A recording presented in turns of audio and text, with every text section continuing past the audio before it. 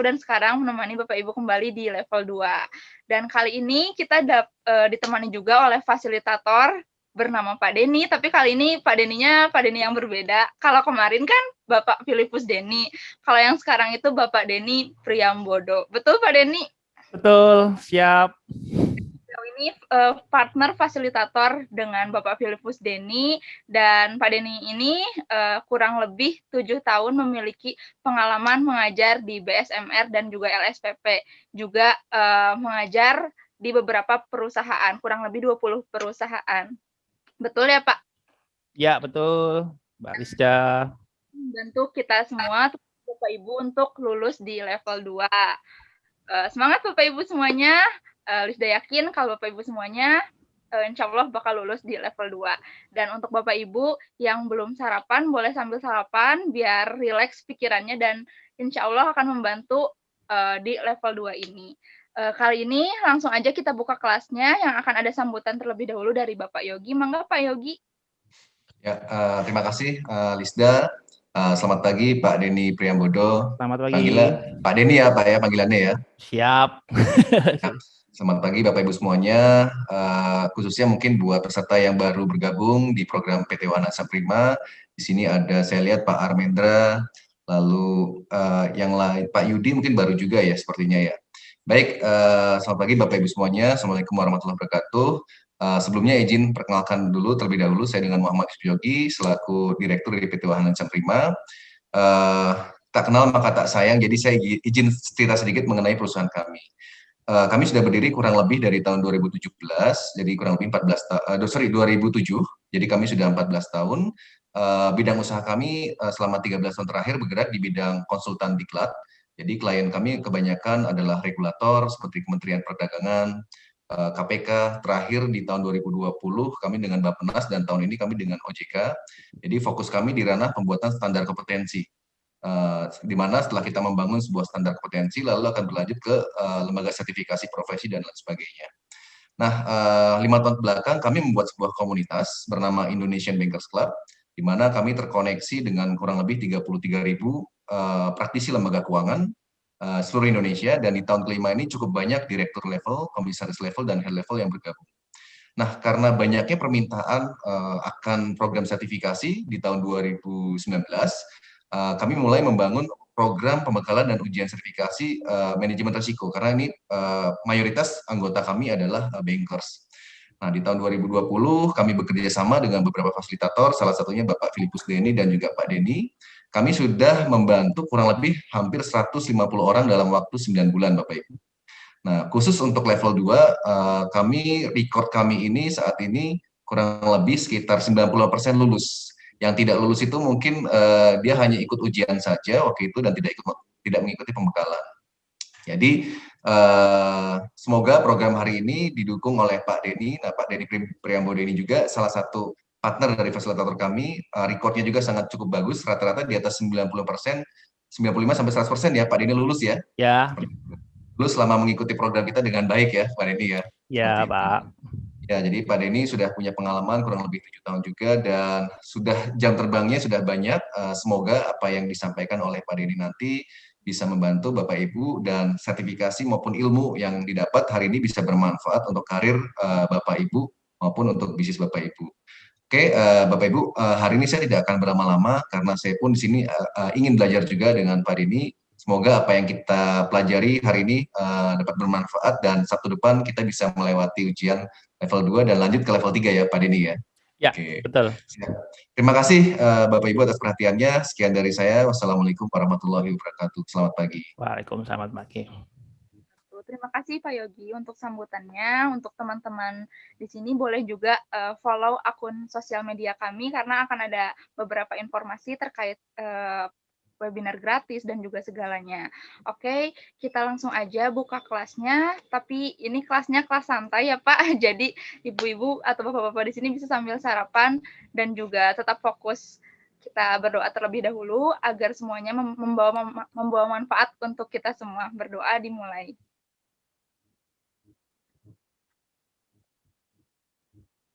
Berdoa selesai. Oke, Bapak Ibu semuanya, kita langsung buka aja kelasnya. Lisda serahkan kepada Bapak Denny. Selamat di pembekalan uji kompetensi manajemen risiko level 2. Terima kasih. Ya, terima kasih. Baik, terima kasih Bapak Yogi dan Mbak Lisda karena sudah dibuka pelatihan kita PSMR level 2. Selamat pagi Bapak Ibu sekalian. Terima kasih sudah bergabung bersama WIP untuk mengikuti pelatihan BSMR level 2. Ya, tadi yang sudah diperkenalkan, nama saya Denny Bidamboto. Bapak Ibu bisa panggil saya Denny. Ya, biasanya sebelum materi saya akan memberikan sedikit gambaran teknis untuk ujian ya Bapak Ibu. Jadi Bapak Ibu yang saya tanya tadi ada yang minggu lalu sudah mengikuti ujian level 1. Jadi BSMR level 2 itu sebenarnya adalah pendalaman dari BSMR level 1. Ya, jadi basic BSMR level 1 harus kuat supaya Bapak Ibu bisa lanjut ke BSMR level 2. Materinya kurang lebih sama, tapi tingkat pendalaman materinya yang berbeda. Nah, karena kita nanti akan ujiannya online ya Bapak Ibu ya. Ya, ujiannya online, jadi Bapak Ibu harus Halo, jadi untuk Lisda. Iya, Pak. Ya. Halo. Halo. Halo. Ya, gimana? Bagaimana lanjut? Oke. Lanjut. Oke, jadi untuk Bapak Ibu bisa sukses ujian ya, Bapak Ibu bisa sukses ujian sebenarnya ada 3 yang harus disiapkan ya. Pertama siap materi, 2 siap teknis, 3 siap mental Bapak Ibu ya. Siap materi, siap teknis, siap mental. Jadi Bapak Ibu yang Bapak Ibu sedang lakukan sekarang hari ini adalah persiapan materi ya. Jadi nanti kita selama 2 hari akan ada pemaparan materi dan juga ada pembahasan soal Bapak Ibu ya. Jadi materi tanpa soal kurang lengkap, membahas soal saja tapi tidak ada landasan materi yang juga kurang lengkap. Tuh. Yang kedua, Bapak Ibu siap secara teknis ya, karena Bapak Ibu nanti akan ujian secara online, maka pastikan ketika ujian Bapak Ibu sinyalnya bagus, device-nya bagus. Karena ketika nanti Bapak Ibu ujian, itu harus menyiapkan 2 device. Laptop yang digunakan untuk mengerjakan ujiannya, ada 50 soal, kemudian handphone yang akan terhubung dengan Zoom pengawas dari BSMR. Jadi harus menyediakan 2 alat untuk Bapak Ibu ujian nanti. Nah, kemudian yang ketiga adalah persiapan mental Bapak Ibu ya. Tidak jarang Bapak Ibu yang sudah siap semuanya, tapi ketika hari H banyak yang grogi, banyak yang nervous, dan kemungkinan bisa blank gitu ya. Jadi Bapak Ibu sekalian harus siap itu tadi. Ya, soalnya masih sama dengan level 1 Bapak Ibu ya. Soalnya masih sama 50 soal dengan standar kelulusan adalah nilainya 66. Berarti 33 soal benar. Toleransi salahnya adalah 17. Ya, multiple choice A, B, C, D, 1 soal benar nilainya 2, minimal kelulusan adalah angka 66. Ya, tapi Bapak Ibu, apakah bisa mendapatkan nilai 100? Bisa. Ya, banyak yang dapat nilai 100 dan saya yakin Bapak Ibu juga bisa punya kesempatan yang sama untuk mendapatkan nilai 100. Baik, saya mulai materi kita. Ya, saya akan share screen dan biasanya materi ini nanti akan saya bagikan di grup WA ya. Jadi Bapak Ibu yang mungkin ketinggalan mencatat atau satu dan lain hal nanti bisa dibuka lagi ceritanya. Baik, terima kasih Bapak Ibu. Pelatihan kita santai. Jadi Bapak Ibu sambil ngemil boleh, ngopi boleh, minum teh boleh, makan boleh. Intinya cuma satu, materinya bisa masuk, Bapak Ibu bisa menerima materi dengan baik. Terima kasih, saya akan memulai materi BSMR level 2 ya. Jadi ini adalah materi BSMR level 2 Bapak Ibu. Ya, materi BSMR level 2 merupakan kelanjutan dari BSMR level 1 tapi dengan tingkat pendalaman yang lebih dalam lagi karena di sini ada perhitungan, kemudian ada pendalaman materi terkait dengan apa yang Bapak Ibu terima di level 1. Baik. Ya, Bapak Ibu, BSMR level 2 ya, BSMR level 2 itu ada 10 bab, ya, ada 10 bab. Dan di bab 1 ya, di bab 1 dan bab 2 itu membahas tentang resiko pasar. Ya, kemudian bab 3 itu nanti ada interest rate in banking book. Ya, kemudian di bab 4 itu ada resiko likuiditas. Bab 5 dan bab 6, ya, bab 5 dan bab 6 itu ada resiko kredit.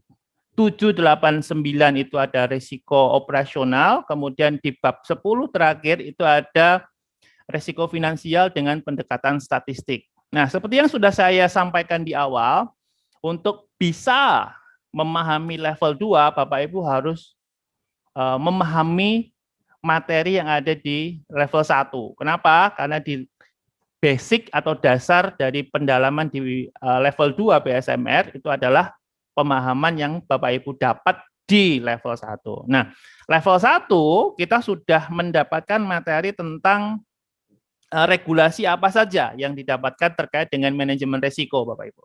Ya, jadi ada Basel 1, ya. Basel 1 ini artinya accord yang dikeluarkan oleh Basel Committee, ya, accord yang dikeluarkan oleh Basel Committee berkaitan dengan manajemen risiko. Nah, ada tahun 1988, ini adalah awal kemunculan dari resiko kredit dalam Basel Accord 1, Bapak Ibu.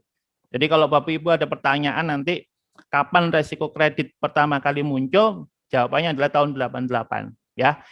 Terkait dengan definisi, terkait dengan pendekatan, terkait dengan metode, bahkan terkait dengan perhitungan capital adequacy ratio atau rasio kecukupan modal, itu semua berawal di tahun 88. Ya. Oke. Basel 1, masih dalam pembahasan Basel 1, itu ada yang disebut dengan MRA, Bapak Ibu. Ya, MRA atau Market Risk Amendment. Market Risk Amendment. Jadi amandemen resiko pasar. Ya, di tahun 96 adalah kemunculan resiko pasar. Yang dibahas ada 2. Yang pertama resiko kredit, yang kedua adalah resiko pasar. Jadi kalau ada pertanyaan pada tahun berapa resiko pasar pertama kali muncul dan dihitung kebutuhan modalnya adalah di tahun 1996. Gitu ya. Nah, di tahun 1996 ini ada perkenalan tentang resiko operasional. Hanya diperkenalkan saja, artinya hanya didefinisikan saja. Terkait dengan perhitungan kebutuhan modal belum masuk di tahun 96. Jadi kalau saya boleh review sedikit, di tahun 88 itu adalah kemunculan pertama terkait dengan perhitungan resiko kredit. Ya, kemudian di 96 itu ada pembahasan tentang resiko kredit tetapi tidak mengalami banyak perubahan. Sama seperti di tahun 88. Metode, definisi, bobot resiko sama. Yang ditambahkan adalah resiko pasar di tahun 96. Ya, jadi resiko pasar ini baru muncul di tahun 96. Nah, transisinya adalah di tahun 2004, Bapak Ibu. Ya, 2004 ini adalah transisi menuju ke Basel 2. Ya. Jadi kalau ada pertanyaan kapan ada transisi terkait dengan Basel 1 ke Basel 2, karena Basel 1 dan Basel 2 ini sering diperbandingkan, Bapak Ibu. Nah, di Basel 2 di tahun 2004 bisa disebut dengan Basel 2 atau bisa disebut dengan New Basel. Ya, bisa disebut dengan Basel 2, bisa disebut dengan New Basel. Nah, ada 3 resiko utama yang dibahas. Yang pertama adalah kredit, ya. Kemudian ada resiko pasar, kemudian ada resiko operasional. Ya, ini disebut sebagai resiko utama. Ada kredit, pasar, operasional. Resiko utama artinya resiko yang dibahas, ya, yang menjadi fokus pembahasan. Ya. Oke, kemudian di Basel 2 ada perkenalan terkait dengan resiko bisnis, ya, berkaitan dengan produk, berkaitan dengan perkembangan jenis usaha bank. Kemudian yang kedua ada perkenalan terkait dengan resiko strategik, berkaitan dengan investasi, akuisisi, terkait dengan keputusan yang diambil oleh direksi. Kemudian yang ketiga berkaitan dengan nama baik bank, persepsi negatif, yaitu masuk dalam definisi resiko reputasi, Bapak Ibu. Ya, resiko reputasi. Nah, ini adalah peraturan yang sifatnya internasional. Ya, Komite Basel, ya, Basel Komite. Nah, apakah ada peraturan terkait dengan manajemen risiko yang dimiliki oleh perbankan Indonesia? Ada. yang tertuang di PBI nomor 58 PBI tahun 2003.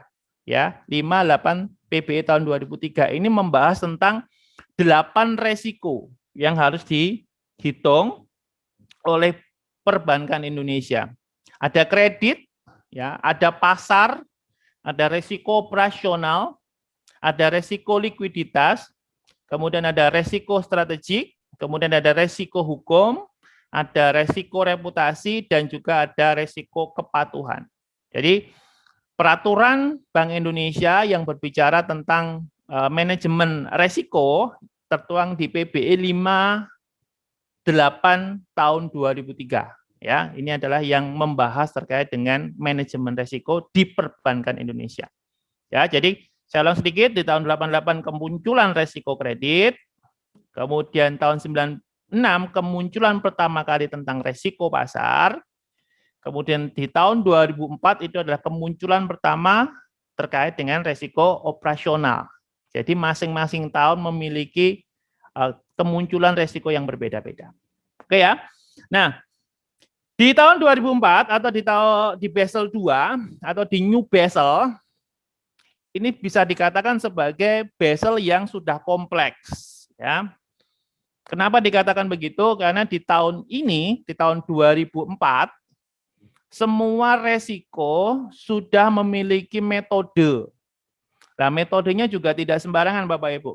Kalau di tahun 88 kredit itu hanya mengenal OSVA, one size fits all, di tahun 2004 ini mengalami banyak perubahan.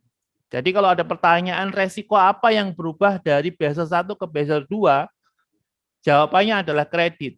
Kenapa? Karena di tahun 2004, di Basel 2, di New Basel, kredit tidak lagi menggunakan OSVA, tetapi menggunakan 3 metode, Bapak Ibu. Yang pertama adalah SA, Standardized Approach, ini adalah metode standar. Kemudian IRBA Foundation, ya, Internal Rating Based Approach Foundation. Kemudian ada IRBA Advance atau Internal Rating Based Approach Advance. Bedanya di mana? Kalau SA artinya Standardized Approach sudah menggunakan pendekatan rating. Ratingnya rating eksternal. Ya, rating eksternal artinya ratingnya dikeluarkan oleh lembaga pemeringkat rating. Ya, lembaga pemeringkat rating itu ada Standard & Poor's, kemudian ada Moody's, ada Fitch Rating. Kalau di Indonesia itu ada Pevindo, ada PT Fitch Rating, ada ICRA. Itu adalah lembaga pemeringkat rating eksternal. Artinya didapat dari luar bank. Gitu ya. Nah, yang kedua itu ada IRBA, Internal Rating Based Approach. Nah, ada kata kuncinya di situ, ada internal rating, berarti memang rating tersebut dikeluarkan oleh internal bank. Jadi bank tersebut mengeluarkan ratingnya sendiri. Ya, dibagi 2. Kalau secara teori cuma 1, IRBA saja, tetapi secara prakteknya ada 2, ada foundation, ada advance. Ya, bedanya di mana? Bedanya di tingkat kompleksitasnya. Ya, advance jauh lebih kompleks dibandingkan dengan foundation di dalam penggunaannya. Nah, resiko kredit di Basel 2 itu di-cover oleh tier 1, tier 2. Tier 1, tier 2 ini artinya modal. Ya, kita kenal modal itu ada 3 tier. Tier 1, tier 2, tier 3. Ya. Kredit itu di-cover oleh modal eligible atau eligible capital. Terdiri dari tier 1, tier 2. Modal inti dan modal pelengkap. Ya. Jadi kalau ada pertanyaan resiko kredit di-cover dengan modal apa, jawabannya adalah tier 1 dan tier 2. Oke. Kemudian di tahun 2004 di Basel 2 itu sudah dibahas tentang resiko pasar. Apa bedanya dengan 96? Jawabannya tidak ada bedanya. Jadi kalau ada pertanyaan apakah resiko pasar di tahun 2004 mengalami perubahan, jawabannya tidak, Bapak Ibu. Kenapa? Karena di 96 menggunakan metode SA dan IMA. Di tahun 2004 sama, juga menggunakan SA dan IMA. SA untuk eksternal, IMA untuk internal. Ya. SA untuk eksternal, standardized approach, IMA untuk internal, internal model approach.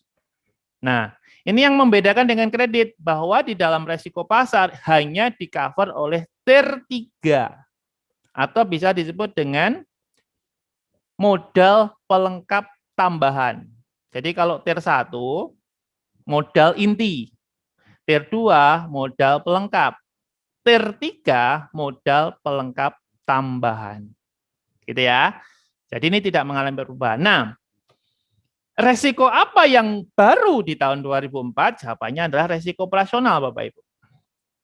Ya, jadi ada perbedaannya.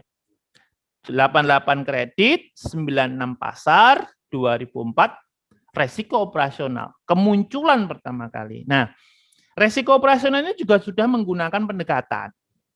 Menggunakan rumus perhitungan kebutuhan modal.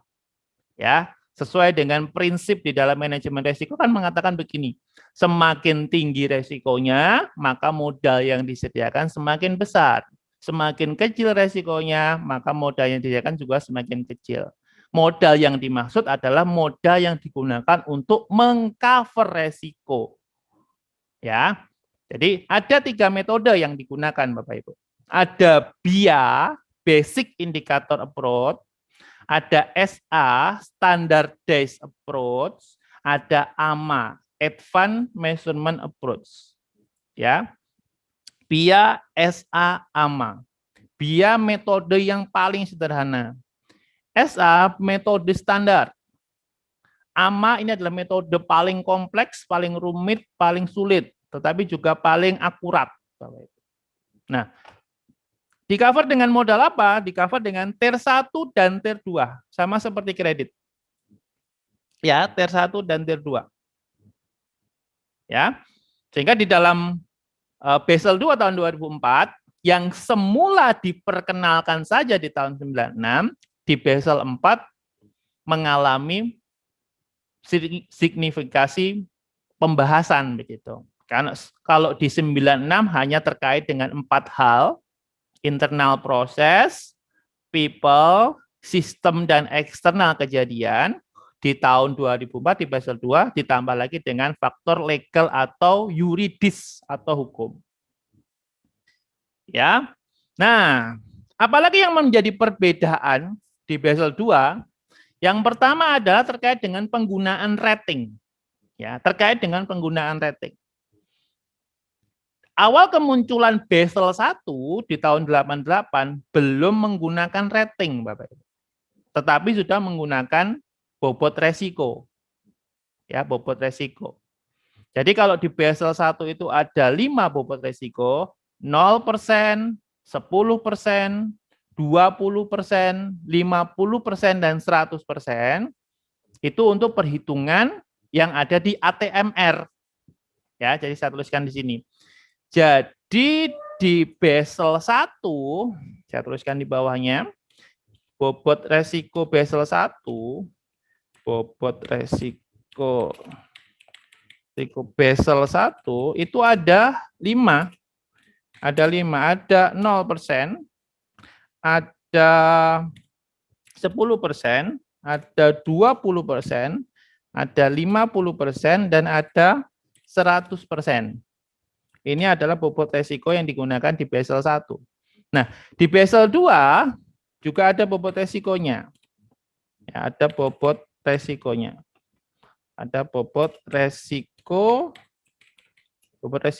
Basel 2. Ya, ada bobot resiko Basel 2. Ada 0% di situ, kemudian ada 20%, ada 50%, ada 100%, dan ada 150%. Nah, bobot resiko inilah yang digunakan dalam perhitungan ATMR atau RWA. Aktiva tertimbang menurut resiko. Aset atau kumpulan aset yang dikenakan bobot resiko. Bedanya di Basel 1 belum pakai rating. Basel 2 sudah pakai rating. Begitu ya Bapak Ibu ya. Jadi Basel 1 belum pakai rating. Basel 1 itu artinya kemunculan pertama di tahun 88. Karena memang paling mudah membandingkan resiko kreditnya. Ya, karena kredit di awal kemunculan di tahun 88 memang belum pakai rating. Metode yang digunakan adalah OSFA, OSFA, one size fits all. Satu ukuran untuk semua. Jadi tidak ada klasifikasi terkait dengan kualitas debitur. Semua dinilai dengan cara yang sama. Mau perusahaan baik, perusahaan tidak baik, perusahaan setengah baik, semua dinilai dengan cara yang sama. Basel II yang sudah berbasis rating, ya, penilaian terhadap debitur itu mengalami sebuah peningkatan yang luar biasa. Ya, semakin bagus debiturnya, ratingnya juga semakin bagus. Bobotnya semakin kecil. Karena sesuai dengan prinsip tadi, semakin besar resikonya, ya, maka cover modalnya juga semakin besar. Gitu ya. Jadi di dalam Basel II yang menggunakan basis rating itu ada kredit dan pasar. Ratingnya ada dua, eksternal dan internal. Nanti kita bahas di slide selanjutnya. Nah, yang kedua adalah yang berbasis gross income, pendapatan kotor tahunan, yaitu resiko operasional. Jadi relatif yang kita bahas ada 3 resiko utama. Yang pertama berkaitan dengan resiko kredit, Bapak Ibu. Yang kedua adalah resiko pasar. Yang ketiga adalah resiko operasional. Ya, jadi ada 3 resiko ini yang menjadi fokus di Basel II. Ya, kredit, pasar, operasional. Nah, seperti yang sudah disinggung di slide sebelumnya Bapak Ibu bahwa di Basel II ya, di Basel II di tahun 2004 ya, di Basel II di tahun 2004 ini sudah menggunakan basis rating. Ya, ada kualifikasi berkaitan dengan kualitas debitur. Nah, rating ya, rating ini bisa berasal dari eksternal. Artinya dari luar bank, dari lembaga pemeringkat rating publik, bisa berasal dari internal. Internal itu artinya banknya membuat ratingnya sendiri. Ya, jadi ada rating eksternal, ada rating internal. Nah, lembaga rating publik ya, saya berikan contoh seperti Standard & Poor's, ya, Standard & Poor's, kemudian ada Moody's, ya, ada Moody's, kemudian ada Fitch Rating, ya, ada Fitch Rating. Ini adalah beberapa contoh lembaga pemeringkat rating publik eksternal. Ya, ada Standard & Poor's, ada Moody's, ada Fitch Rating. Nah, apakah hanya merating korporasi saja? Tidak. Lembaga pemeringkat rating itu bisa memperingkat atau menggrading ya wholesale dan retail, bisa korporasi, bisa bank, bisa pemerintah, bisa individu ya. Jadi rating eksternal yang dikeluarkan oleh lembaga pemeringkat publik atau rating eksternal. Nah, metode apa yang digunakan? Nah, pertanyaan menarik. Kredit menggunakan yang namanya SA, Standardized Approach.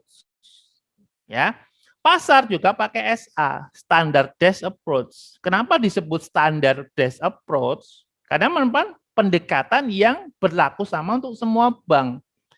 Sehingga kalau ada pertanyaan begini, antara rating eksternal dan internal mana yang direkomendasikan oleh Basel? Ya direkomendasikan adalah internal. Kenapa? Ya sesuai dengan karakter banknya masing-masing. Sementara kalau SA berlaku sama. Nah, pendekatannya nanti menggunakan pendekatan perhitungan CAR. Bagaimana cara menghitung CAR? Modal dibagi ATMR begitu.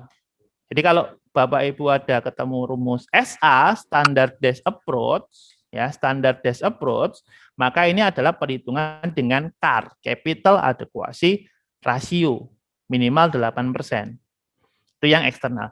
Nah, selanjutnya adalah rating internal. Rating internal adalah rating yang dibuat oleh bank itu sendiri. Apakah boleh bank membuat ratingnya sendiri? Jawabannya boleh. Tentu dengan persetujuan dari regulator, dari BI dan OJK terkait dengan rating yang dibuat. Begitu. Nah, apa yang digunakan untuk kredit menggunakan IRBA, Internal Rating Based Approach, pendekatan berdasarkan rating internal. Nah, kalau teorinya cuma satu, tapi secara prakteknya ada dua, ada foundation, ada advance. Nah, pasar itu juga menggunakan rating internal, disebut dengan IMA, Internal Model Approach. Ya, jadi SAIMA pergi ke pasar untuk resiko pasar, SAIRBA untuk resiko kredit. Ya, oke. Kemudian di dalam resiko operasional, selain menggunakan basis rating, juga menggunakan gross income, Bapak Ibu. Ya, gross income khusus untuk resiko operasional. Resiko operasional muncul pertama kali di tahun 2004. Definisi lengkapnya ada di tahun 2004. Meskipun sudah diperkenalkan di tahun 1996. Di Basel 1, di MRA Basel 1. Di Basel 2 sudah dihitung kebutuhannya. Berdasarkan apa? Ada yang menggunakan BIA, metode BIA, Basic Indicator Approach. Ini nanti menghitungnya dengan total gross income, ya, atau saya singkat menjadi total GI, total gross income. Nah, ada metode yang jauh lebih baik dari BIA, disebut dengan SA, Standardized Approach. Nah, pendekatannya sama dengan menggunakan gross income, tetapi yang membedakan SA jauh lebih baik. Artinya sudah membedakan jenis bisnisnya, jenis usahanya. Ya. Jadi ini sudah menggunakan gross income, saya singkat GI, tiap lini bisnis. Tiap lini bisnis. Ya, jadi ada 8 lini bisnis nanti yang akan kita bahas Bapak Ibu. Ya, ada corporate finance, ada trading and sales, ada payment and settlement. Ya. Ada commercial banking. Ya, ada agency service, ada asset management, ada retail banking, ada retail brokerage. Itu adalah lini bisnis. Bedanya apa dengan BIA? Kalau BIA semuanya dianggap sama. Ya, dengan menggunakan cara yang sama. Tapi kalau SA sudah berdasarkan lini bisnisnya. Jadi kalau lini bisnisnya potensi resikonya tinggi, maka nilai betanya juga tinggi. Oke ya. Sementara untuk yang ketiga, resiko operasional adalah pendekatan AMA, Advanced Measurement Approach. Ya, ini adalah metode paling canggih, paling kompleks, paling rumit, tapi paling akurat. Ini menggunakan total loss atau total kerugian. Ya, pendekatannya menggunakan total loss atau total kerugian. Ya, jadi ada 3 risiko utama yang ada di Basel 2. Ya, ada kredit menggunakan SA dan IRBA. IRBA dibagi menjadi 2, ada advance dan foundation. Kredit ada 2, SA dan IMA. SA eksternal, IMA internal. Resiko operasional ada 3. Ya, ada BIA, ada SA, ada AMA. Oke. Nah, di tahun 2004 di Basel 2 ada perkenalan berkaitan dengan resiko bisnis. Ya, potensi kerugian akibat posisi kompetitif bank terhadap bank lain. Berkaitan dengan produk ya. Kalau resiko strategik, ya resiko strategik ini berkaitan dengan potensi kerugian akibat salah ambil keputusan. Ya, misalkan proses akuisisi, kemudian membuka kantor cabang baru, kemudian merambah lini bisnis baru, itu masuk dalam kategori resiko strategik. Ya, salah mengambil keputusan oleh direksi. Oke, yang ketiga. Other risk atau resiko lainnya ya berkaitan dengan nama baik. Ya, berkaitan dengan nama baik yaitu resiko reputasi, potensi kerugian akibat persepsi negatif. Ya, persepsi negatif yang menurunkan nama baik bank itu masuk dalam kategori resiko reputasi. Nah, tadi sudah sempat disinggung Bapak Ibu bahwa di dalam perhitungan modal untuk mengcover resiko, kita kenal dengan namanya rumus CAR. Ya, capital adequacy ratio atau rasio kecukupan modal. CAR minimal 8% dihitung dari modal dibagi ATMR. Saya ulang ya, CAR minimal 8% dihitung dari modal dibagi ATMR. Modal yang seperti apa? Modal yang eligible atau eligible capital. Atau modal yang memenuhi syarat. Ada tier 1, tier 2, tier 3. Oke ya. Kemudian ada ATMR atau bisa disebut dengan RWA, Risk Weighted Asset. Aset, kumpulan aset yang ada di neraca, di on balance sheet yang dikalikan dengan bobot resiko. Tadi bobot resikonya tidak saya sampaikan ya. Ada bobot resiko Basel 1, ada bobot resiko Basel 2. Saya mundur 2 slide ya untuk memberikan gambaran. Kalau kita sudah menggunakan Basel 2, maka ini yang kita gunakan bobot resikonya. Nanti ada tabelnya, Bapak Ibu tenang saja, nanti akan saya tunjukkan tabel untuk resiko-resikonya, atau untuk entitas apa saja, atau klaimnya apa saja. Ya. Sehingga dari rumus ini Bapak Ibu, sebenarnya Bapak Ibu sudah bisa menghitung banyak pertanyaan di ujian. Ya. Apa biasanya yang ditanyakan? Biasanya yang ditanyakan adalah modal. Kalau CAR modal dibagi ATMR, begitu. Kalau kita mau cari modal, ya berarti CAR dikali ATMR. Rumusnya cuma itu untuk di perhitungan modal. Jadi tidak ada rumus lain. CAR-nya berapa? Karena ketentuan dari regulator minimal 8%. Minimal 8% ya. Nanti kalau tidak disebutkan nilai CAR-nya, berarti Bapak Ibu pakai nilai 8%. Oke, saya buka rumusnya. Tadi sudah sempat disinggung, modalnya ada 3, tier 1, tier 2, tier 3. Tier 1, tier 2, tier 3. Tier 1 adalah modal inti, ya. Di situ ada modal saham di store, non kumulatif perpetual stok, ada disclosed reserve, cadangan. Kemudian di tier 2 ada yang namanya cadangan umum, cadangan revaluasi aset, kemudian ada hybrid capital, ada pinjaman subordinasi jangka panjang. Nah, ini digunakan untuk hanya kredit dan operasional. Ya, kategorinya di sini. Kredit dan operasional. Di-cover dengan apa? Tier 1 dan tier 2. Oke. Nah, yang di kotak merah ini Bapak Ibu, ini khusus untuk pasar. Resiko pasar spesial. Karena di-cover dengan tier 3. Ya, di-cover dengan tier 3 atau disebut dengan modal pelengkap tambahan. Ya. Jadi saya berikan tanda berbeda di sini. Tier 3 khusus untuk resiko pasar. Metodenya masih ingat ya Bapak Ibu ya. Kredit ada 3, SA, IRBA F Foundation, IRBA A Advance.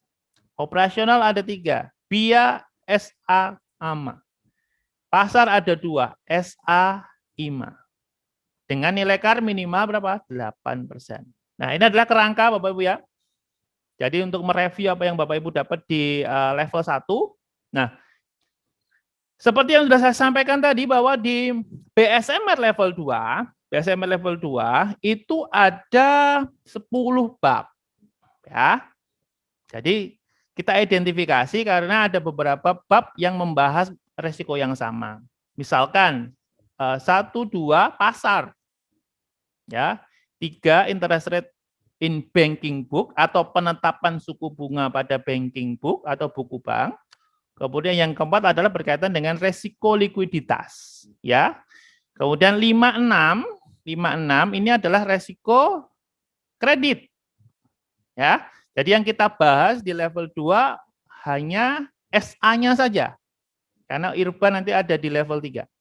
7, 8, 9 ini adalah resiko operasional Bapak Ibu.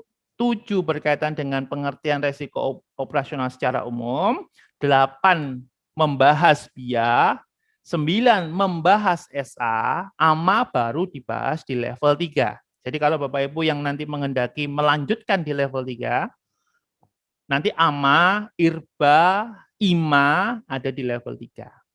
Oke ya.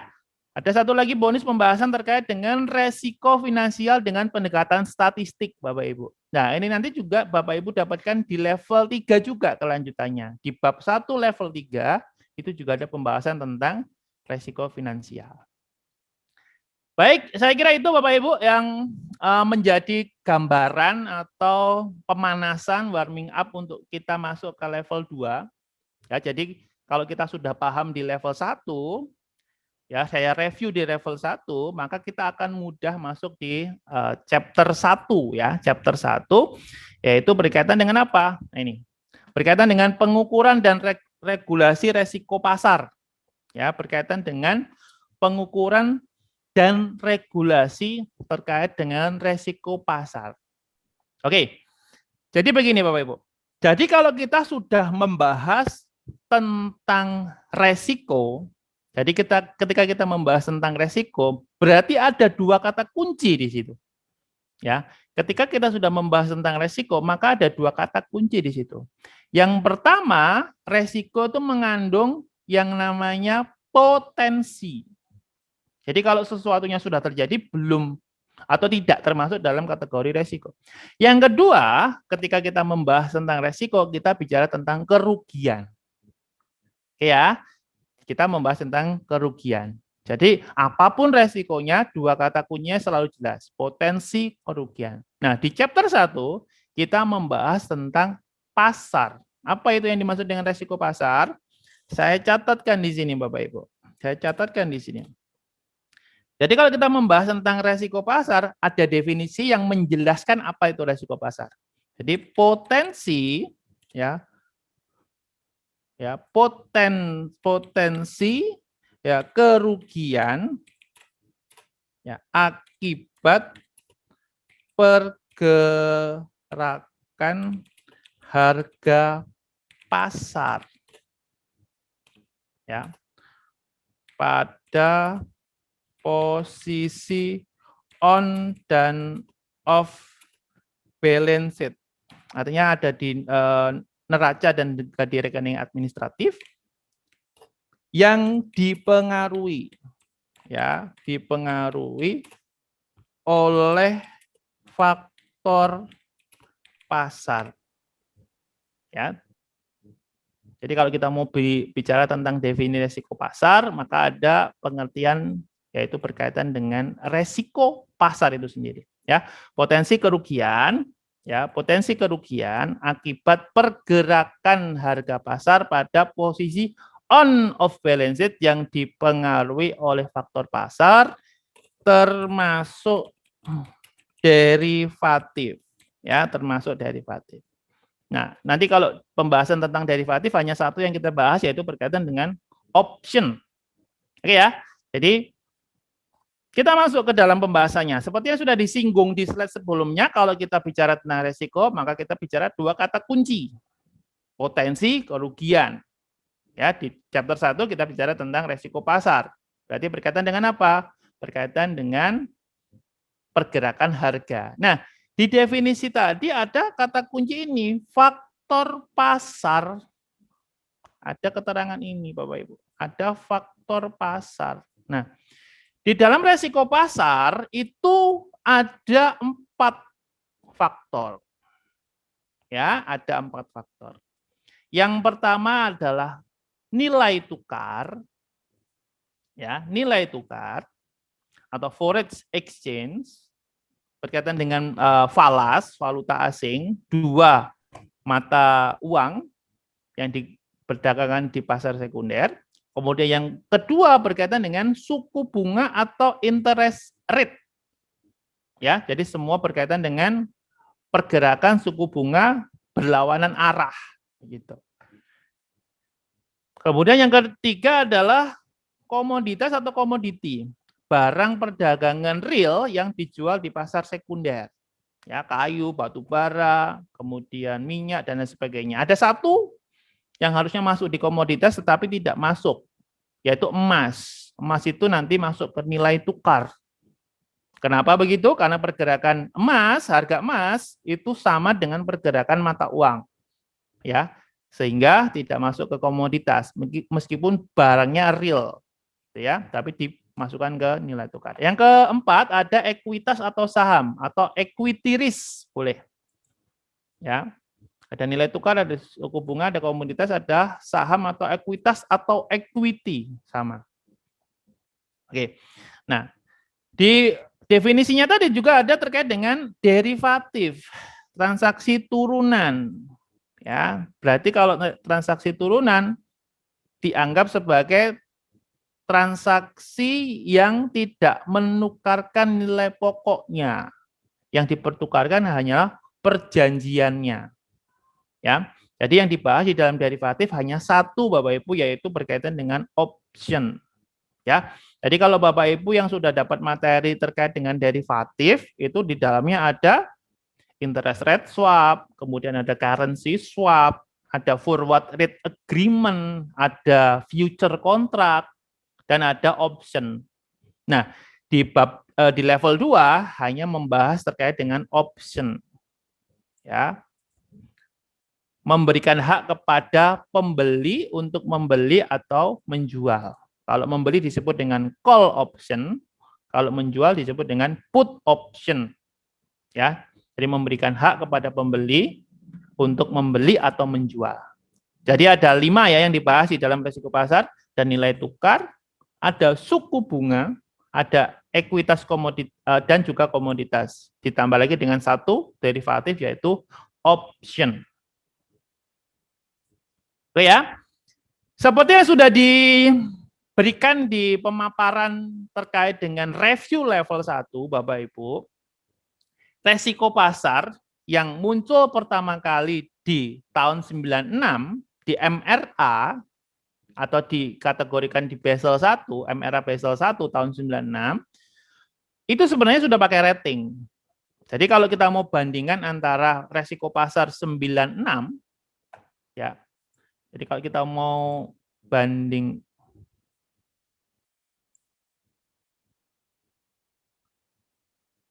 oke, ada titipan Bapak Ibu, kalau Bapak Ibu ada yang mau ditanyakan, monggo silahkan. Ada pertanyaan. Ya. Ya, barangkali ada yang mau ditanyakan silahkan. Boleh. Ya, tapi kalau belum ada mau disimpan dulu boleh. Atau mau langsung ditanyakan boleh. Gimana Bapak Ibu sejauh ini bisa mengikuti ya? Oke. Pak Denny izin nanya Pak. Boleh Ibu. Monggo. Pak mohon dijelaskan lagi yang tadi kan kalau harga emas itu nggak masuk ke komoditas ya Pak. Betul. Karena itu bagaimana ya Pak ceritanya Pak? Ya karena pergerak gini. Oke. Emas gold AUX ya, AUX itu kan pergerakan harganya mirip dengan pergerakan falas. Jadi kalau kita Bapak Ibu mungkin pernah trading forex ya. Forex itu kan ada mata uang utama, ada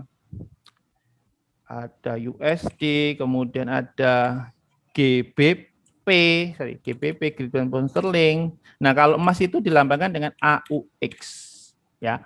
Jadi pergerakan harga emas ini cenderung sama equal dengan pergerakan mata uang yang disebutkan ini, dolar, pound sterling, dan juga ada Japan yen. Terus pergerakan sama, sehingga pergerakan komoditas emas yang harusnya masuk di dalam komoditas itu tidak dimasukkan ke dalam komoditas, tetapi masuk ke dalam nilai tukar. Begitu. Itu yang karakteristik yang spesial dari komoditas itu dan juga nilai tukar. Jadi harusnya kalau kita ngitung, harusnya kan emas, gold, AUX itu kan masuknya di komoditas.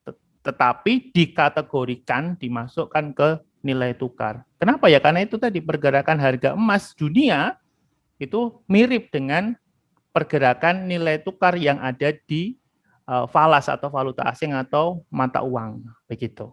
Jadi tidak masuk di komoditas. Beda seperti misalkan kita jualan perdagangan minyak, perdagangan batu bara, itu masih masuk dalam komoditas, begitu. Oke Pak, berarti perhitungan risikonya menggunakan parameter yang sama dengan nilai tukar ya Pak? Betul. Nanti menggunakan perhitungan nilai tukar. Nanti kita bahas di bab 2 secara khusus membahas ini. Oke ya? Nanti Oke saya Pak, tunjuk. makasih Pak. Terima kasih. Oke. Ya, Oke. saya lanjutkan, boleh? Ada yang ingin bertanya?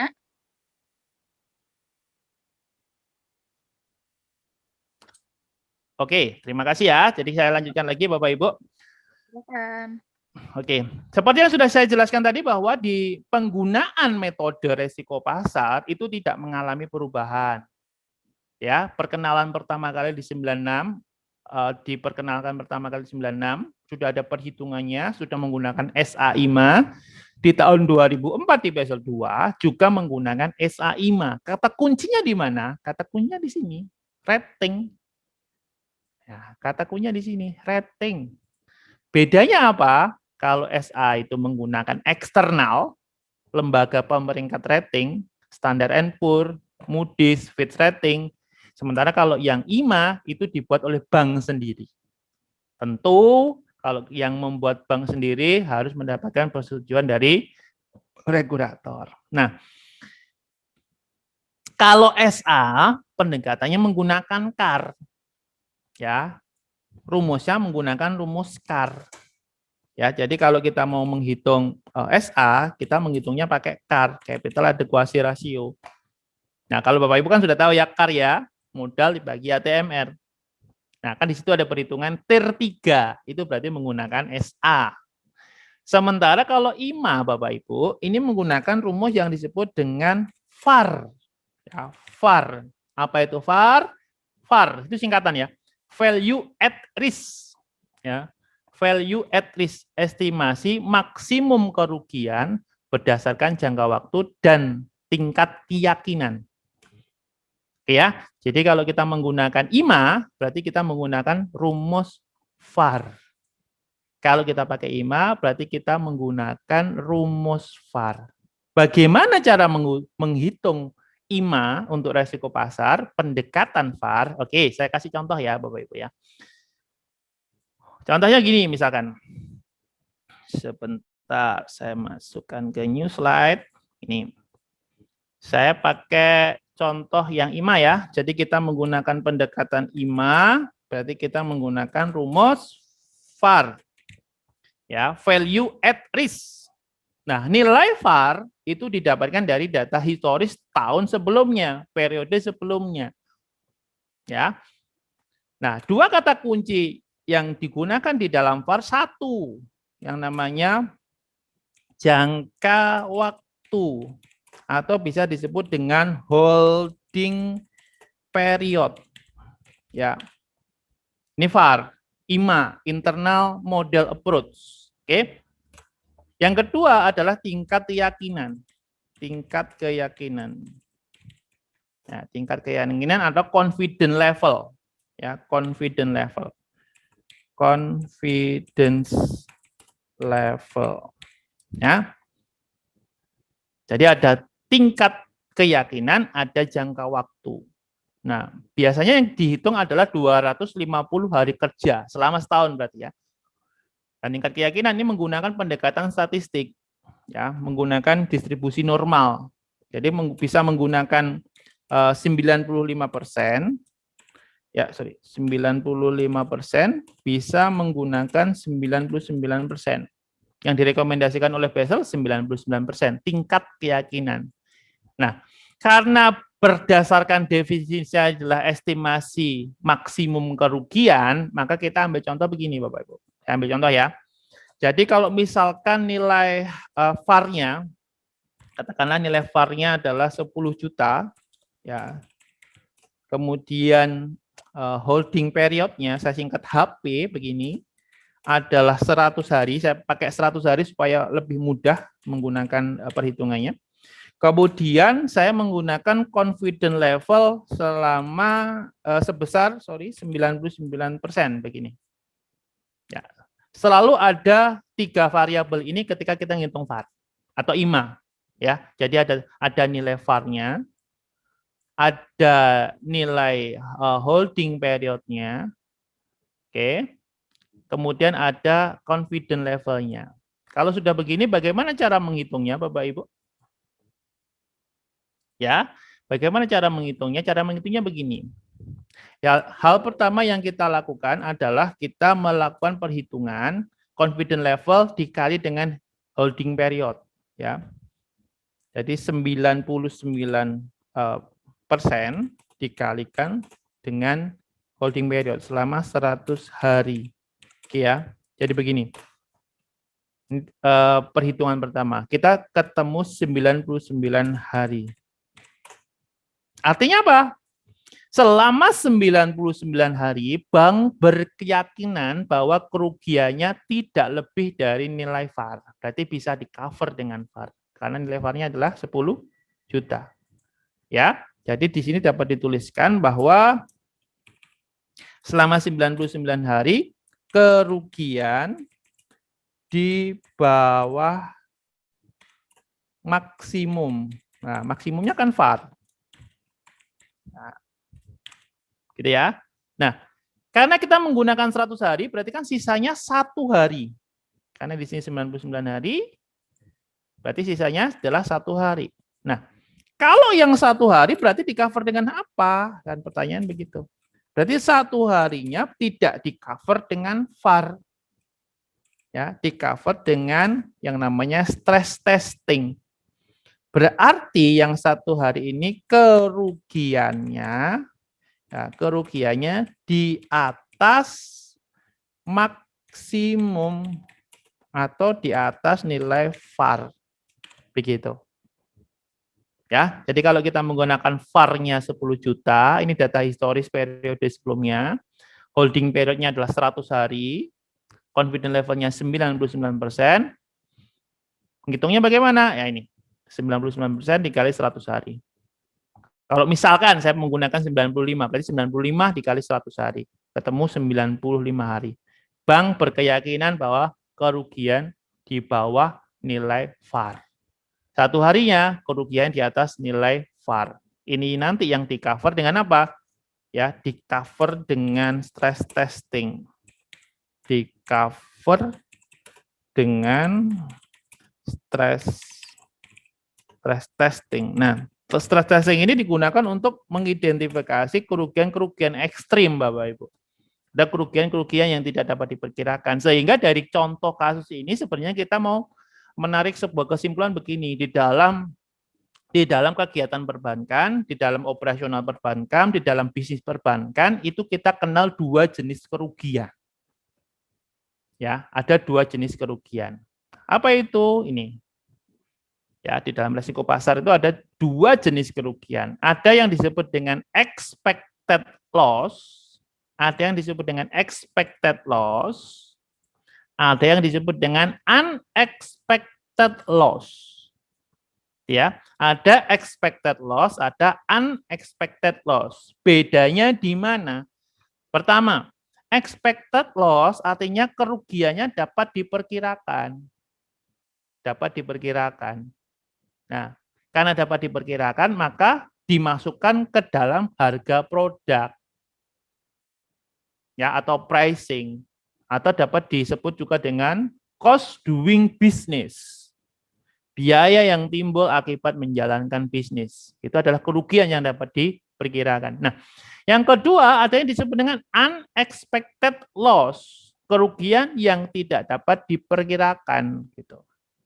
Ya, kerugian yang misalkan terjadi pergerakan harga yang anomali, kemudian pergerakan harga yang memberikan efek dramatis pada harga pasar, kemudian ada faktor fundamental, kemudian politik, bencana alam, terorisme, dan lain sebagainya. Kan tidak dapat diperkirakan. Nah, di-cover dengan apa? Di-cover dengan modal pemilik. Gitu. Nah, kemungkinan munculnya adalah kalau kita menggunakan confidence level 90%, berarti kan kemungkinan munculnya sisanya 1%. Ya. 1%. Jadi kalau 100 hari, maka kemungkinan munculnya di luar kerugian yang bisa diperkirakan 1 hari begitu.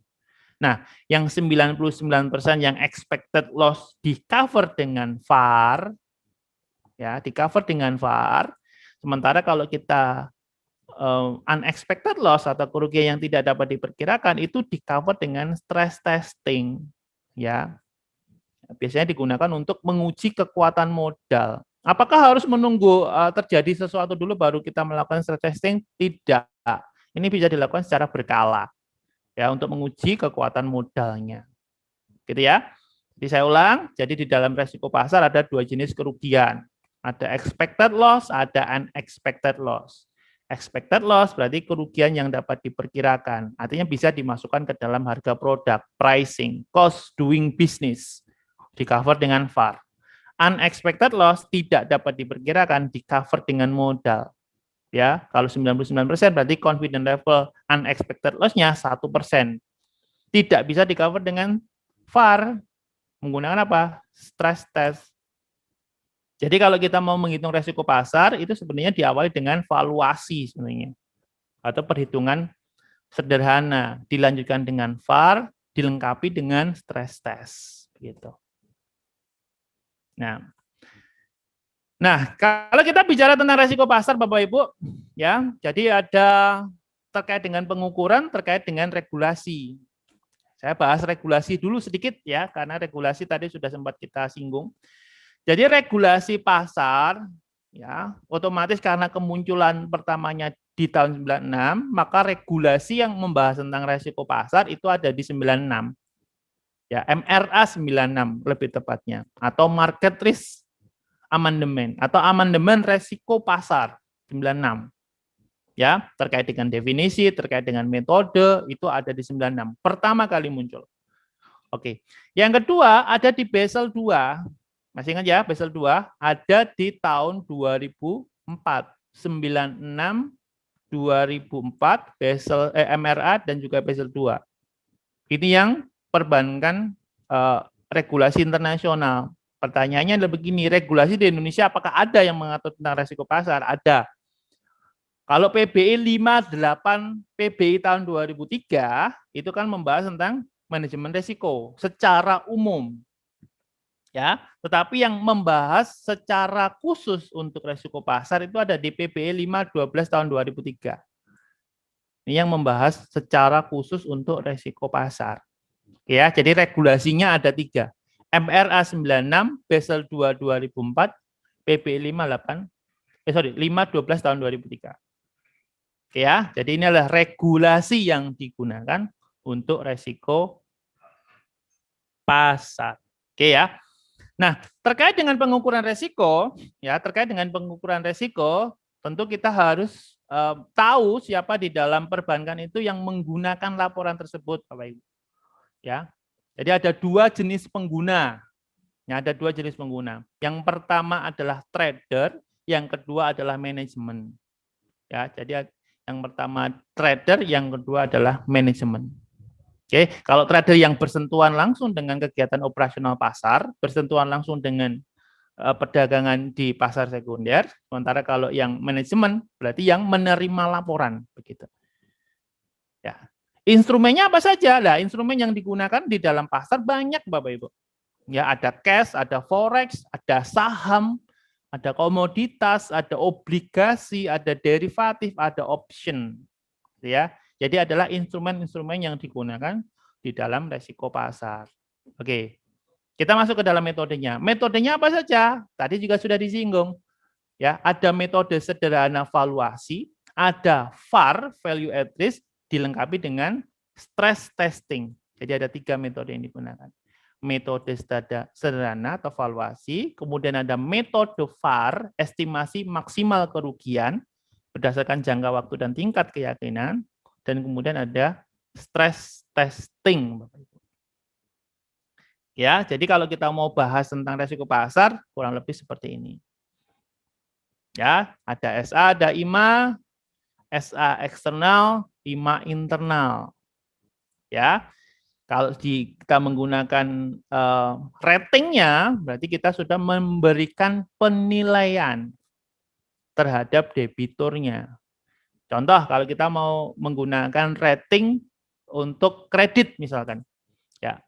Jadi kalau kita menggunakan kredit, ya kita memberikan kredit atau menyalurkan kredit, itu kan dilakukan analisa untuk memberikan nilai baik atau tidak.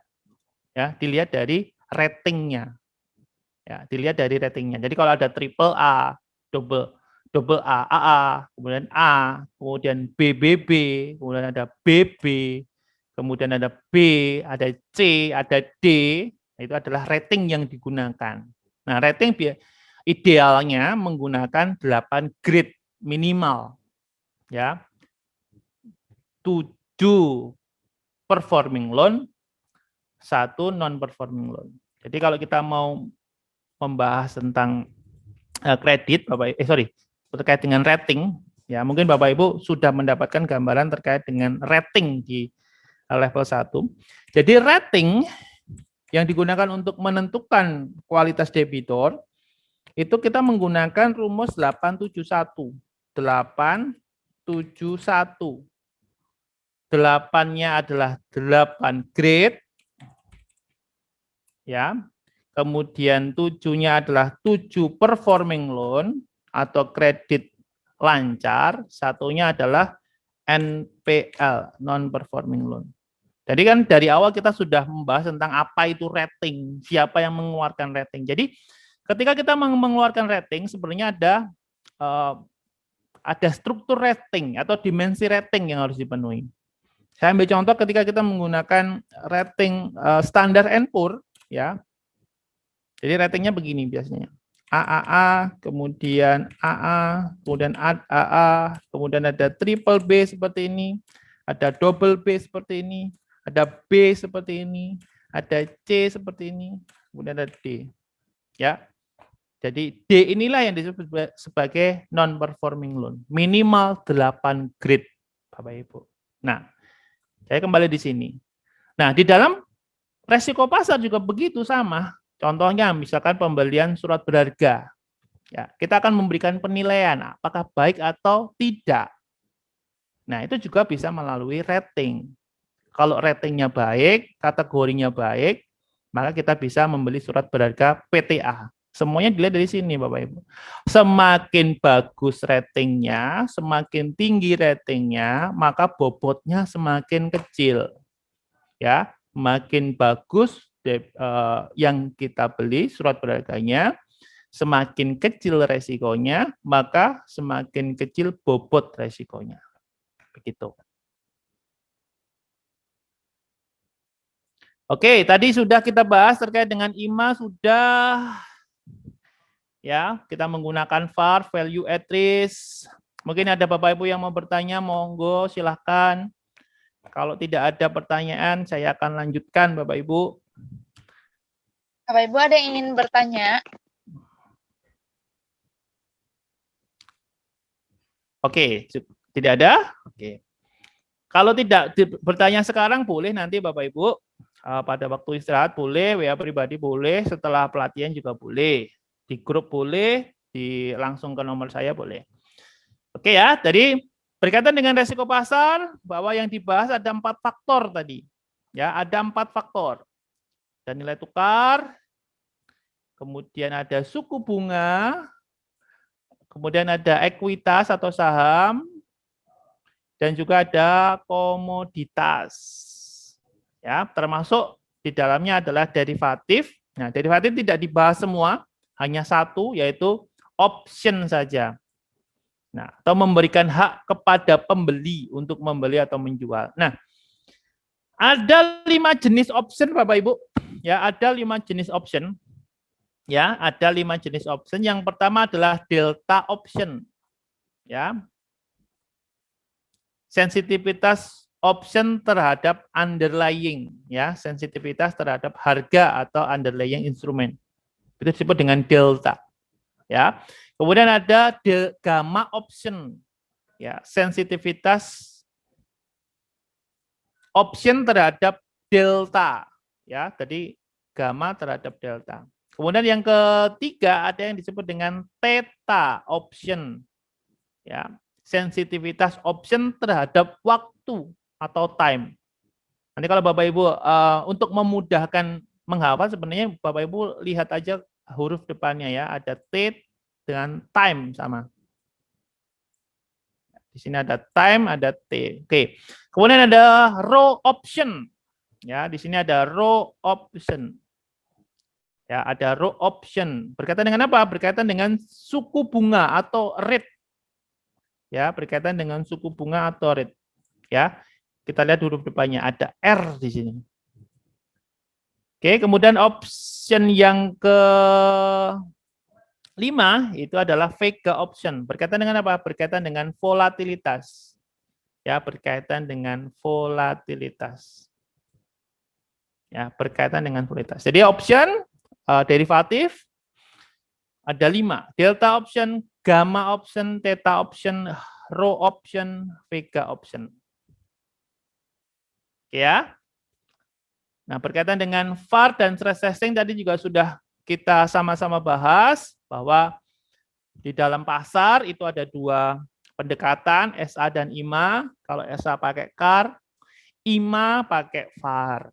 Ya, IMA harus ada 2 kata kunci, ada 2 variabel kunci. Yang pertama confidence level, ya confidence level. Yang kedua adalah berkaitan dengan holding period atau jangka waktu atau data historis minimal 1 tahun atau setara dengan 250 hari perdagangan. Oke ya, jadi kalau VAR tidak bisa mengcover kerugiannya baru dilanjutkan dengan stress testing. Nah, stress testing ini hanya dilakukan ketika ada kerugian ekstrim atau kondisi ekstrim saja. Ya. Atau apa saja yang memberikan efek dramatis terhadap pergerakan harga. Oke ya. Jadi kalau yang stress testing masuk kategori unexpected loss atau kerugian yang tidak dapat diperkirakan atau peristiwa yang tidak dapat diperkirakan. Sementara kalau VAR masuk dalam kategori expected event atau expected loss. Ya, jadi kalau kita mau menguji pasar, berarti ada 2 metode, ada SA, ada IMA. IMA pakai VAR. Kalau VAR tidak bisa mengcover, dilanjutkan dengan stress testing. Ya, tadi contohnya ini tadi ya, contohnya yang tadi. Tadi sudah saya berikan juga contohnya. Jadi kalau VAR-nya 100 juta, menggunakan 100 hari, confidence level-nya 95%, maka estimasi kerugiannya berapa? Kita hitung saja. Berarti 95% dikali 100 hari. Berarti 95 hari bank berkeyakinan bahwa kerugiannya di bawah VAR. Ya, di bawah VAR atau di bawah maksimum. Oke. Berarti kan sisanya 5% berarti kan? Jadi 5% dikali 100 hari ketemu 5 hari. Ya, ketemu 5 hari. Berarti bank berkeyakinan selama 5 hari kerugiannya di atas VAR. Begitu ya, Bapak Ibu. Jadi Bapak Ibu nanti tinggal perhatikan saja confidence levelnya berapa, kemudian holding periodnya berapa. Nah, kalau ada pertanyaan begini, berapa angka confidence level yang direkomendasikan oleh Komite Basel? Komite Basel merekomendasikan angka 99%. Ya, karena berarti range kerugiannya menjadi lebih kecil, Bapak Ibu. Kalau kita bandingkan dengan confidence 95%, berarti kan stress testingnya 5%. Unexpected loss-nya lebih besar kalau dibandingkan dengan confidence level 99%. Oke. Oke ya, tadi sudah Bapak Ibu, ini ada VAR, sudah saya bahas. SA menggunakan rating eksternal, berarti dikeluarkan oleh lembaga rating publik. Kalau internal berarti dikeluarkan oleh bank itu sendiri. Ini adalah best practice dari Basel. Ya, jadi yang direkomendasikan adalah metode internal. Ya, baik kredit maupun pasar semua direkomendasikan menggunakan internal. Ya, internal rating. Ya, rating yang dikeluarkan oleh bank itu sendiri. Oke. Resiko juga begitu, tadi ada expected loss dan ada unexpected loss. Expected loss berarti bisa diperkirakan, unexpected loss berarti tidak dapat diperkirakan. Nah, mungkin Bapak Ibu bertanya, kenapa ada HFLI, kemudian ada tulisan LFHI. Nah, ini adalah tipe kejadian yang menjadi fokus di dalam kegiatan perbankan, Bapak Ibu. Jadi kalau kita mau melihat metrik terkait dengan tipe kejadian itu kan sebenarnya ada 4. LFLI, low frequency, low impact. Oke ya. Ada HFHI, high frequency high impact. Kemudian ada LFHI, low frequency high impact, ada HFLI, high frequency low impact. Nah, dari 4 tipe kejadian yang menjadi fokus hanya 2. Ya, yang menjadi fokus hanya 2. Yang mana? Yang LFHI 1, low frequency high impact, ya. Low frequency high impact artinya apa? Jarang terjadi tetapi dampaknya besar. Sementara kalau yang HFLI ya sering terjadi, dampaknya ringan, begitu ya. Nah, ini di cover dengan VAR untuk yang HFLI, sementara yang low frequency high impact di cover dengan stress testing. Nah, di dalam penggunaan VAR untuk yang expected loss, maka ada 2 hal yang perlu diperhatikan. Ya, untuk bisa berhasil menghitung VAR, maka ada 2 hal yang perlu diperhatikan Bapak Ibu. Ya. Jadi kalau kita mau menghitung VAR atau value at risk ini, dikatakan begini, angka 99%-nya ini tidak menunjukkan kerugian maksimumnya, bukan, tetapi potensi kerugiannya. Nah, karena kita sudah memiliki nilai VAR sebagai batas maksimalnya, maka diharapkan kerugiannya berada di bawahnya, bukan kerugian yang diderita oleh bank terkait dengan pasar atau aktivitas pasar. Ya. Nah, untuk bisa berhasil menggunakan VAR, perhitungan VAR atau metode IMA, maka ada 2 hal yang ditekankan. Yang pertama adalah ketersediaan data. Ya, ketersediaan data ini harus disupport dengan apa? Dengan data historis. Data tahun sebelumnya atau periode sebelumnya. Ya. Jadi yang menjadi kendala itu adalah ini, yang pertama ketersediaan data, yang kedua terkait dengan apa? Validitas data. Ya.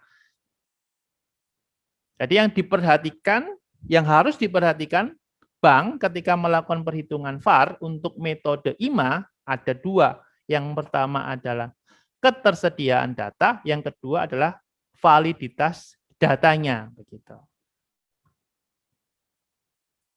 Oke. Nah, ini tadi yang sudah sempat kita singgung Bapak Ibu terkait dengan stress testing. Ya, kalau ada pertanyaan, stress testing ini masuk dalam kategori kejadian seperti apa? Ya, stress testing masuk dalam kategori low frequency high impact. Jarang terjadi tetapi memberikan dampak besar. Ya. Jadi menguji peristiwa spesifik yang terjadi yang memberikan pengaruh besar terhadap pergerakan harga pasar. Gitu ya. Kalau kita menggunakan 99%, maka stress testing-nya adalah 1%. Kalau kita menggunakan 95, maka area stress testing-nya adalah 5%. Nah, apa saja? Tadi yang sudah sempat disinggung, bisa bencana alam, ya, bisa perang, ya, bisa perang juga. Bisa juga berkaitan dengan situasi politik atau apa saja yang memberikan efek dramatis terhadap harga pasar, itu masuk kategori stress testing. Ya. Kalau ada pertanyaan apakah pandemi seperti ini masuk dalam stress testing? Masuk, karena low frequency high impact. Ya.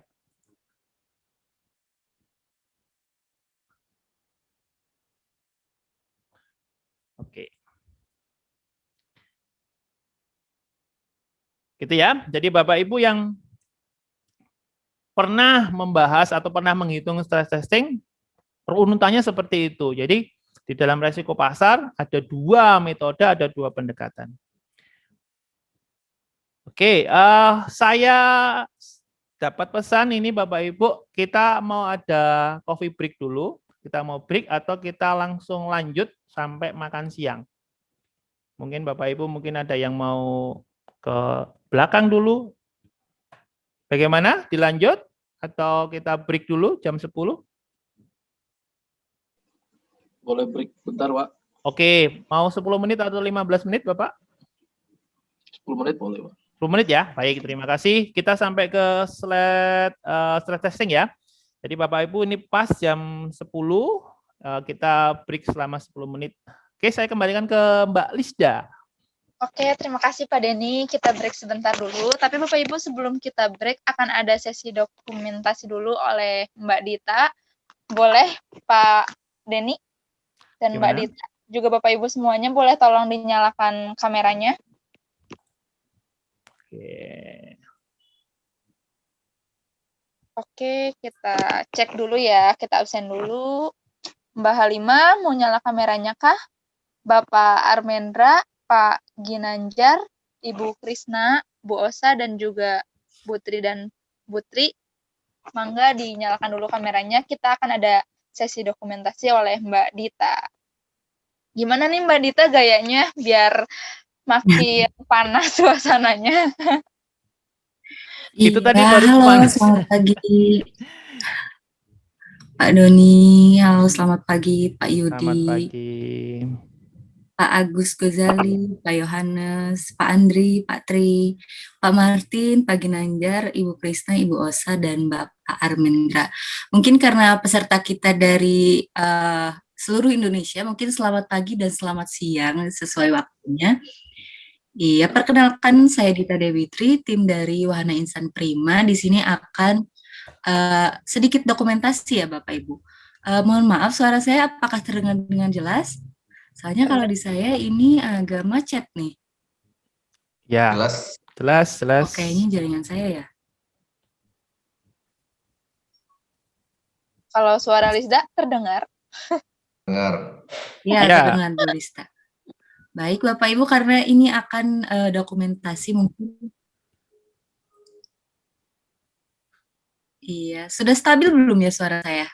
Mohon maaf, sepertinya koneksi dari saya kurang jelas ya. Dita. Iya.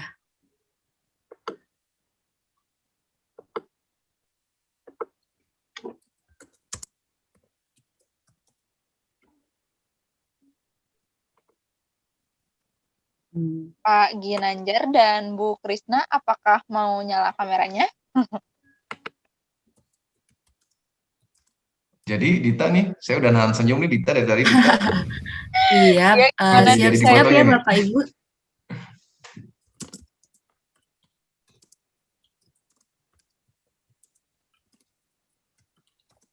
Wih, Pak Iya, Rahmat. saya hitung ya. Gimana Neng Dita gayanya? Mungkin untuk pertama senyum dulu ya. Boleh.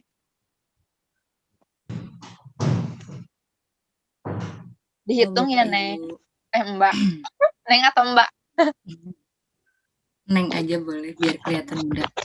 Iya, saya hitung ya. Oke. 1, 2, 3. Baik, terima kasih. Untuk gaya selanjutnya mungkin boleh Mbak Lista gimana nih gaya selanjutnya? Gaya selanjutnya Saya serahkan pada Mbak Lista. Apa ya gaya selanjutnya? Kita ngikutin gayanya ini aja deh. Yang paling bersemangat, yang senyum-senyum di sini kayaknya ada Pak Tri. Pak Tri. Gayanya mau gimana nih Pak Tri? Pak Tri gimana gayanya Pak? Victor, level 2 Victor. Iya betul. Karena kita level 2 begini mungkin ya Pak ya. Atau Bu Osa, udah siap nih kayaknya Bu Osa. Udah foto-foto background-nya. Boleh nih kayaknya Bu Osa. Mau gimana Bu Osa? Ikut Pak Tri aja.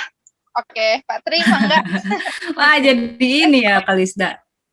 Iya gimana nih Pak Tri? Oh, gini. Kata Pak Armendra tadi Bu. Iya. Pak Armendra udah gini nih, udah kode duluan Pak Armendra. Oke deh.